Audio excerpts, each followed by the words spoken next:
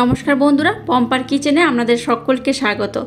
আজকের একটা দারুণ মজাদার কেকের রেসিপি আপনাদের সাথে শেয়ার করব। মাত্র একটা ডিম আর 1 কাপ ময়দা দিয়ে যে কেকটা বানাবো তার টেস্ট হয় দুর্দান্ত। আমার মতো একবার বানিয়ে দেখবেন। দোকানে কেনা যে কোনো কেকের টেস্টকে হার মানাবে। এটা যেমন নরম তুলতুলে তেমন স্পঞ্জিও।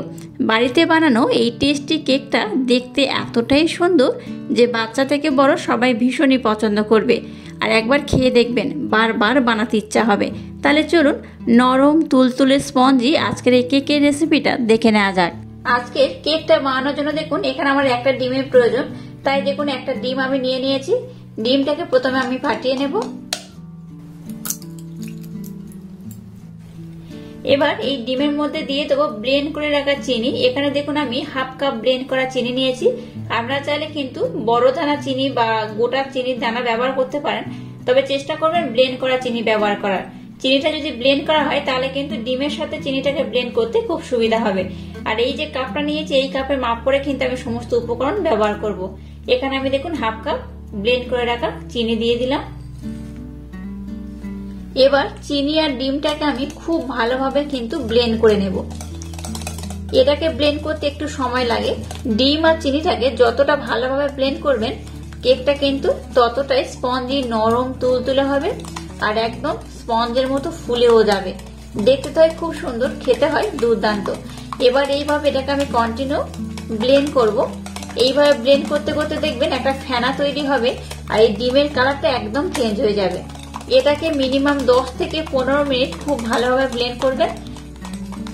এটা যত ভালোভাবে ব্লেন্ড করবেন কেকটা কিন্তু ততটাই সুন্দর হবে। দেখুন 15 মিনিট ধরে এটাকে আমি খুব ভালোভাবে ব্লেন্ড করেছি। আর দেখুন কতটা ফেনা হয়েছে আর কতটা চেঞ্জ হয়ে গেছে। যখন আমি ডিমটাকে দিয়েছিলাম তখন আর এখন দেখুন একদম চেঞ্জ। এইভাবে 15 মিনিট কন্টিনিউ ব্লেন্ড করবেন, দেখবেন এইরকমই হয়ে যাবে। তো যাই হোক, এটাকে আমি খুব ভালোভাবে 15 মিনিট ধরে ব্লেন্ড করে নিয়েছি। এবার এখানে বেশ কয়েকটা উপকরণ আমি ব্যবহার করব। দেখুন এই কাপের মাপ করে আমি 1 কাপ ময়দা নিয়ে নিয়েছি। ময়দাটাকে এখানে দিয়ে দিলাম। এবার এখানে এই চামচে 2 চামচ মিল্ক পাউডার মানে গুঁড়ো দুধ দিয়ে দেব। আবারও 1 চামচ দিয়ে দিলাম। আচ্ছা, আপনারা কিন্তু এখানে মিল্ক পাউডারটা না ব্যবহার করতে পারেন, তাতে কোনো সমস্যা নেই। কিন্তু মিল্ক পাউডার যদি ব্যবহার করেন তাহলে কিন্তু কেকটার টেস্ট দ্বিগুণ বেড়ে যায়, দুর্দান্ত খেতে হয়। তবে চেষ্টা করবেন মিল্ক পাউডার ব্যবহার করার। এবার দেখুন এরকম ছোট্ট বাটির 1 বাটি মানে এখানে 2 চামচ তেল রয়েছে। তেলটাকে দিয়ে দেবো। খুব বেশি তেল ব্যবহার করার দরকার নেই, একদম সামান্য পরিমাণে এই তেলটা ব্যবহার করলেই হবে। আবার আমি সমস্ত উপকরণ খুব ভালোভাবে ফেটিয়ে নেব। আচ্ছা, এখানে দেখুন আমি কিন্তু সাদা তেল ব্যবহার করেছি, এখানে সর্ষের তেল ব্যবহার করবেন না, এরকম সাদা তেল ব্যবহার করতে হবে। এবার সমস্ত উপকরণ এইভাবে আমি খুব ভালোভাবে ব্লেন্ড করে নেব। দেখুন এখানে আমি দুধ নিয়েছি। আপনাদের হাতের কাছে যদি লিকুইড দুধ না থাকে দুধের পরিবর্তে জল ব্যবহার করতে পারেন। তবে জল ব্যবহার করলে কি হয়, এই কেকের টেস্ট কিন্তু অতটা ভালো হবে না। তবে দুধটা ব্যবহার করলে কেকের টেস্ট কিন্তু দ্বিগুণ বেড়ে যাবে। এখানে আমি অল্প অল্প দুধ দেবো আর এটাকে খুব ভালোভাবে ব্লেন্ড করব। আমি এই ব্যাটারটা বানানোর পর আপনাদের দেখাচ্ছি ব্যাটারটার ঘনত্ব কেমন হবে। দেখুন ব্যাটারটাকে আমি একদম রেডি করে নিয়েছি আর কতটা ঘনত্ব হয়েছে আমি আপনাদের দেখাচ্ছি। দেখুন এই ব্যাটারটার ঘনত্ব কিন্তু এরকমই হবে। দেখতেই পাচ্ছেন কত সুন্দর ব্যাটারটা হয়েছে, একদম ক্রিমি ক্রিমি, খুব সুন্দর ব্যাটারটা হয়েছে। এই রকমই কিন্তু ঘনত্ব হবে, খুব পাতলা নয় আবার খুব ঘন নয়, এইরকম একটা ক্রিমি ক্রিমি ব্যাটার হবে। তাহলে জানবেন যে ব্যাটারটা একদম রেডি হয়ে গেছে। এবার এখানে আমি বেশ কয়েকটা উপকরণ অ্যাড করব। এবার দেখুন ভ্যানিলা এসেন্স নিয়েছি, এখানে আমি 1 চামচ দিয়ে দেবো। এই 1 চামচ যদি এরকম ব্যবহার করেন তাহলে কিন্তু যে ডিম আমি ব্যবহার করেছি তার কিন্তু স্মেলটা আর পাবেন না, আর কেকটার কিন্তু স্মেল হবে খুবই সুন্দর। আবার এটাকে আমি একটু ভালোভাবে ব্লেন্ড করে নেব। এবার দেখুন এরকম একটা আমি ইনোর প্যাকেট নিয়েছি। দেখতেই পাচ্ছেন বাজারে কিন্তু এরকম ইনোর প্যাকেট পেয়ে যাবেন, দাম 10 টাকা। তো ইনোর প্যাকেটটা কিন্তু এখানে আমি এবার ব্যবহার করব। আচ্ছা, আপনাদের হাতের কাছে যদি ইনোর প্যাকেট না থাকে তাহলে বেকিং সোডা বেকিং পাউডার সামান্য পরিমাণে করে একটু ব্যবহার করতে পারেন। দেখুন এই ইনোটা আমি সম্পূর্ণ এখানে ব্যবহার করে নেব। এবার সামান্য পরিমাণে দুধ এই ইনোর উপর আমি দিয়ে দেব। দেখুন ইনোটা দেওয়ার পর দেখুন কতটা ফেনা হয়েছে। এইরকম ইনো দিয়ে যদি কেকটা বানান তাহলে কিন্তু কেকটা এইরকমই ফুলবে, খুব স্পঞ্জি হবে, খেতেও দুর্দান্ত হবে, দেখতেও অসাধারণ হবে। আবারও সমস্ত উপকরণ দিয়ে এইভাবে আমি খুব ভালোভাবে ব্লেন্ড করে নেব। আর এখানে আরেকটা কথা বলে রাখি, যখনই কেকের ব্যাটার বানাবেন চেষ্টা করবেন যে কোনো একদিকে ঘোরানো, মানে অ্যান্টি ক্লকওয়াইজ কিংবা ক্লকওয়াইজ, যেদিকে ঘোরাবেন একভাবেই ঘোরাবেন। এবার দেখুন এরকম 3 রকম কালারের টুটি ফুটি আমি নিয়ে নিয়েছি, রেড, ইয়েলো আর গ্রিন, 3 রকম কালার রয়েছে। এখানে দেখুন সামান্য পরিমাণে ময়দা আমি দিয়ে দেব। ময়দা দিয়ে সমস্ত টুটি ফুটি গুলোকে এইভাবে একটু নাড়াচাড়া করে আমি মিক্সড করে নেব। এইভাবে মিক্সড করলে কি হবে, যখন আমি কেকটা বানাবো বা ব্যাটারের মধ্যে এগুলো ব্যবহার করব, তখন যে যেমন ভাবে থাকবে সেইভাবেই কিন্তু থাকে, খুব ভালো হয়, দেখতেও খুব সুন্দর হয়। এই টুটি ফুটি গুলো এর মধ্যে এবার আমি দিয়ে দেব।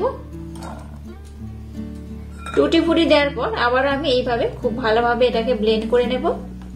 একবার আমার মতো এরকম ইউনিক স্টাইলে কেকটা বানিয়ে দেখবেন, দুর্দান্ত টেস্ট হয়। আর একবার বানালে এইভাবে কেক বানাতে আপনাদের বারবার ইচ্ছা হবে। তো যাই হোক, আজকের কিন্তু কেকের ব্যাটারটা একদম রেডি হয়ে গেছে। চলুন এবার নেক্সট স্টেপ শুরু করা যাক। এবার দেখুন একটা এরকম লম্বা শেপের আমি একটা কেকটি নিয়ে নিয়েছি। আপনাদের হাতের কাছে যেমন পাত্র থাকবে সেই পাত্রে কিন্তু কেকটা বসালেই হবে। এবার এই কেক টিনের মধ্যে আমি সামান্য পরিমাণে সাদা তেল দিয়ে দেব। একটা ব্রাশের মাধ্যমে খুব ভালোভাবে কেক টিনটা চারধারে আমি তেলের একটু প্রলেপ লাগিয়ে দেব। এইভাবে তেলের প্রলেপ দিলে কি হয়, কেকটা যখন হয়ে যাবে খুব সহজে আর খুব ভালোভাবে কিন্তু উঠে আসবে, ভেঙে যাবে না। এবার দেখুন এরকম একটা আমি সাদা পেজ নিয়ে নিয়েছি, একটু সমান করে এইভাবে কেটে। আপনাদের হাতের কাছে যদি বাটার পেপার থাকে তাহলে কিন্তু বাটার পেপার ব্যবহার করতে পারেন। এবার এই কাগজটাকে এইভাবে আমি বসিয়ে দেব।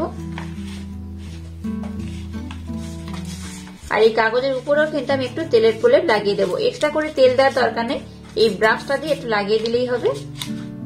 এবার দেখুন ব্যাটারটাকে আমি নিয়ে নিয়েছি। এই ব্যাটারটাকে একটু উপর থেকে এইভাবে আমি ঢেলে দেব।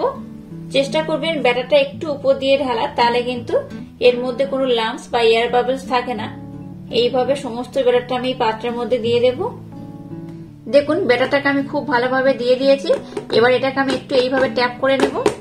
এইভাবে ট্যাপ করলে এর মধ্যে কিন্তু এয়ার বাবলস গুলো থাকবে না। এটাকে আমি খুব ভালোভাবে ট্যাপ করে নিয়েছি। এবার দেখুন একটা কড়া বসিয়ে এরকম একটা স্ট্যান্ড আমি বসিয়ে দিয়েছি, আর এটাকে আমি খুব ভালোভাবে গরম করে নিয়েছি। এবার কেকের ব্যাটারটাকে এর মধ্যে আমি বসিয়ে দেব।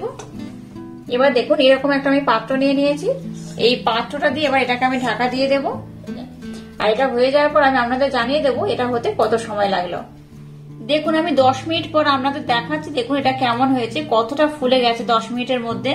তো এখানে আমি একটা কথা আপনাদের জানাতে ভুলে গেছিলাম, প্রথম যখন কেকটাকে বসাবেন তখন প্রথমে 5 মিনিট গ্যাসের ফ্লেমটাকে হাই দেবেন, 5 মিনিট পর গ্যাসের ফ্লেমটাকে একদম লো দেবেন। এবার দেখুন 3 রকম কালারের টুটি ফুটি আমি নিয়ে নিয়েছি। এবার এর উপরে আমি ডেকোরেশন করে দেব। আপনারা আপনাদের মনের মতো কিন্তু ডেকোরেশন করতে পারেন।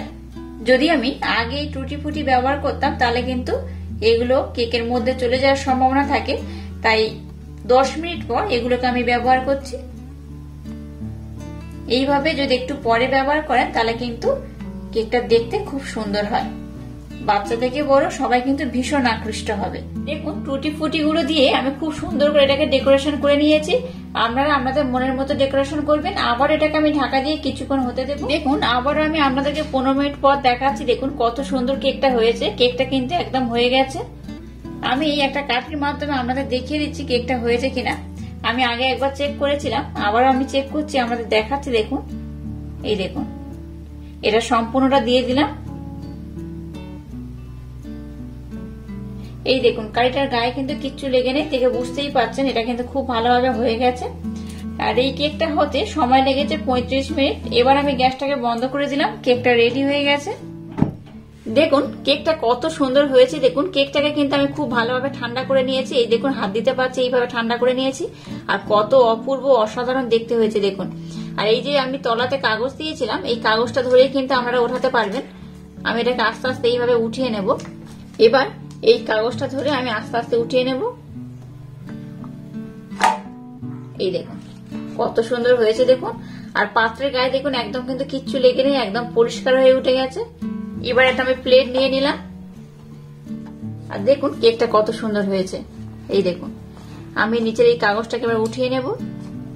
দোকানে যেমন কেক আপনারা কেনেন তার থেকেও কিন্তু বেশি টেস্ট হয়। বাড়িতে বানানো, হাতে বানানো এই যে কেক একবার বাচ্চারা যদি খায় দেখবেন বারবার এইভাবে কেক খাওয়ার জন্য বায়না করবে। তলার পোর্শনটা আমি আপনাদের দেখাচ্ছি, দেখুন কত সুন্দর হয়েছে। এই দেখুন টুটি ফুটি দিয়েছিলাম, দেখুন একদম নিচের পোর্শনটা টুটি ফুটি একদম ভরে গেছে। দেখতেই পাচ্ছেন কতটা সুন্দর, কতটা অপূর্ব হয়েছে। এবার দেখুন কেকটাকে কেটে আমি আপনাদের দেখাচ্ছি এটা কত সুন্দর হয়েছে। একটা ছুরি নিয়ে নিয়েছি, ছুরির মাধ্যমে এটাকে কেটে আমি আপনাদের দেখাচ্ছি। দেখুন এইভাবে যদি কেকটা বানান খুব নরম তুলতুলে স্পঞ্জি হয়, দেখতে তো সুন্দর হয়, দেখে বুঝতেই পারছেন খেতে কিন্তু অসাধারণ হয়। দেখুন কেকটাকে আমি কত সুন্দর করে অর্ধেক পোর্শন কেটে নিয়েছি। দেখুন কেকগুলো কত সুন্দর, কত অপূর্ব দেখতে হয়েছে। দেখুন কতটা ফুলে গেছে, কতটা নরম, কতটা তুলতুলে, কতটা স্পঞ্জি হয়েছে, দেখে বুঝতেই পারছেন এটা কতটা সুন্দর হয়েছে। এইভাবে যদি কেক বানান দেখবেন বাচ্চা থেকে বড় সবাই কিন্তু ভীষণই পছন্দ করবে, আর একবার খেলে বারবার খেতে চাইবে। আর আজকের এই ইউনিক স্টাইলে যদি কেকের রেসিপিটা আপনাদের ভালো লাগে তাহলে চ্যানেলটাকে লাইক, শেয়ার, কমেন্ট এবং সাবস্ক্রাইব করবেন, আর পাশে থাকা বেল আইকনটা প্রেস করে দেবেন। তাহলে টাটা, আবার দেখা হচ্ছে নতুন কোনো রেসিপি নিয়ে।